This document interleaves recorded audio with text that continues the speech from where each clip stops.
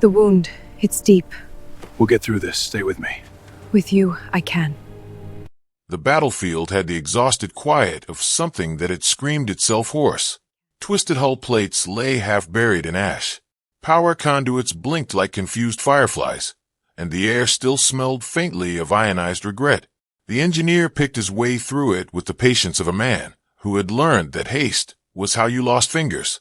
He spoke to himself as he walked, not out of fear, but out of habit. Silence, he believed, encouraged bad ideas.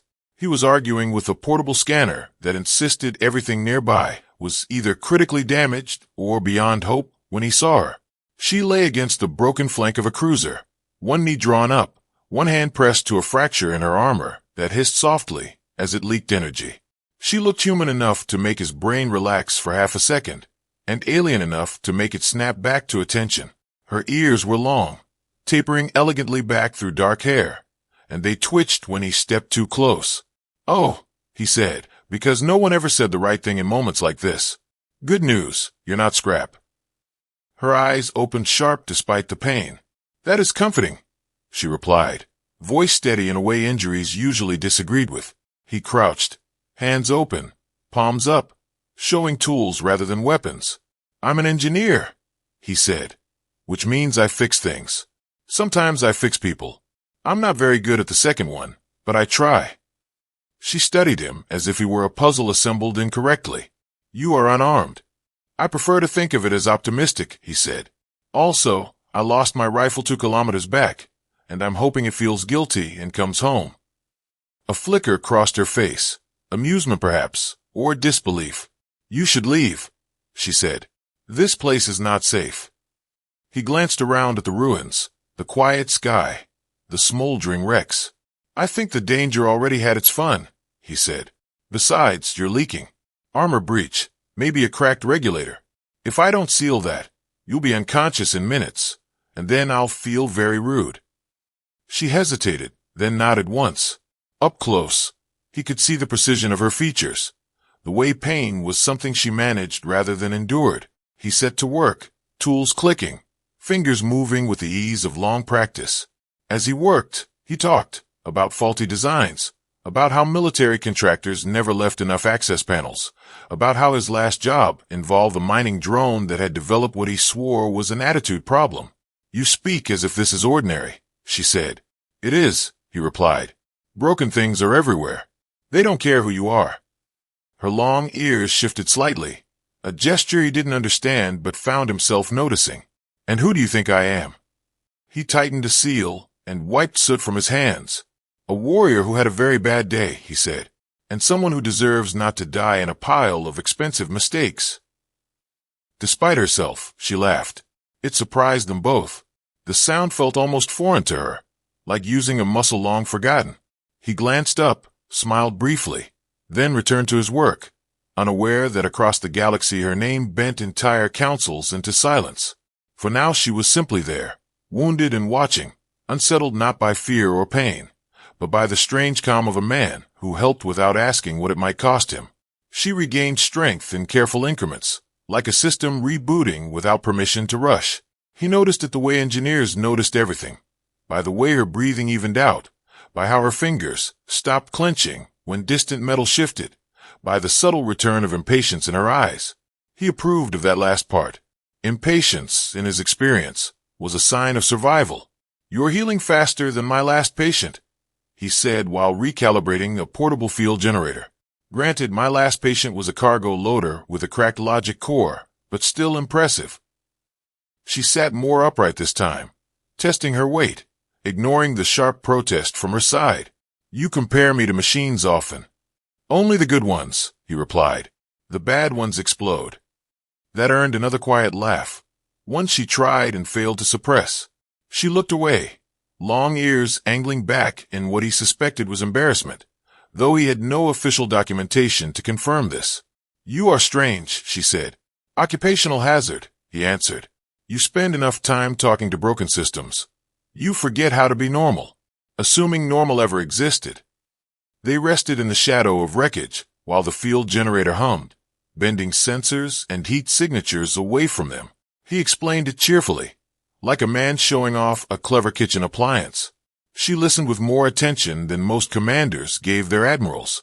When she asked questions, they were precise, unsettlingly informed, and he found himself simplifying less than usual. "You've had training," he said at last. "I've had responsibilities," she replied. "Ah," he nodded. "That explains the posture. Responsibility does terrible things to the spine." Her gaze lingered on him longer than necessary. "You fear nothing here." He shrugged. "That's not true. I'm terrified this generator will overload and cook us both.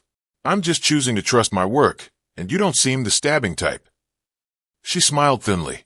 "You would not survive long in my world." "Good," he said. "I like short trips."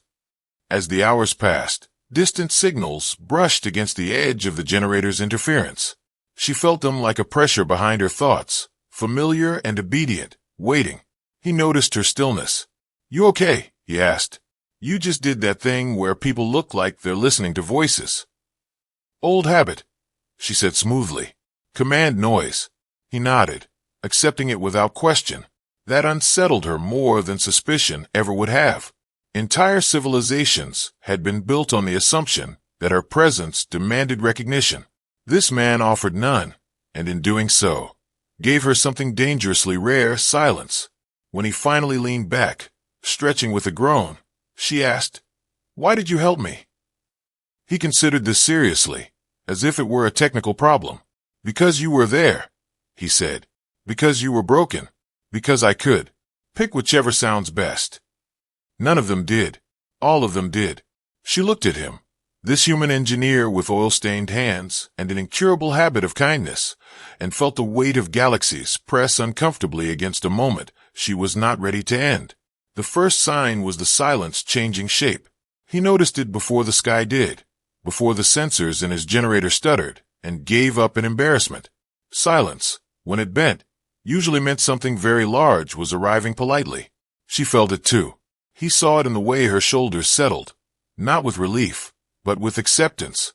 The long ears angled back, not in pain now, but in focus. When she stood, there was no hesitation this time. The injury still existed, but it no longer defined her. "Friends of yours?" he asked, peering upward. "Because if that's a rescue team, they are extremely dramatic." The clouds parted with military precision. Ships slid into view like thoughts forming in a disciplined mind, immense and quiet, their hulls marked with symbols he had only seen in outdated engineering manuals under the category of "do not approach under any circumstances." He stared, counted, lost count. "Right," he said slowly. "So either I'm hallucinating, or you're about to tell me something important." She turned to him. The change was not in her face, but in the gravity around her, as if space itself had remembered an old rule. "I am the sovereign architect of the unified systems," she said. "Ruler, if you prefer simpler language." He blinked once, twice. "I helped a galaxy," he said thoughtfully. "I was hoping for at least a thank you note." Despite everything, she smiled. Figures of light appeared around them as her command network unfolded, advisors speaking in urgent fragments. She silenced them with a gesture. The fleet waited. Worlds waited. She looked at the engineer instead. "They will obey," she said, "but I will not move until you speak." He rubbed his face, smearing soot across his cheek. "Okay," he said. "First, your armor seal will fail again in 12 hours unless you replace the regulator. Second, your people need to clean up their battlefield protocols. Third," he paused, met her eyes. "You're still the person who laughed at my joke about exploding machines." Something shifted then, subtle but irreversible. Orders went out, not of conquest, but of repair, retreat, reconstruction. The war ended not with fire, but with instructions. Later, when the ships were gone and the sky was quiet in the old honest way, she asked him to stay. Not as a subject, not as a symbol, but as an engineer. He considered the ruins, the stars, his hands. "I think," he said, "I'm ready to fix bigger things." She nodded, ruler and warrior and woman all at once.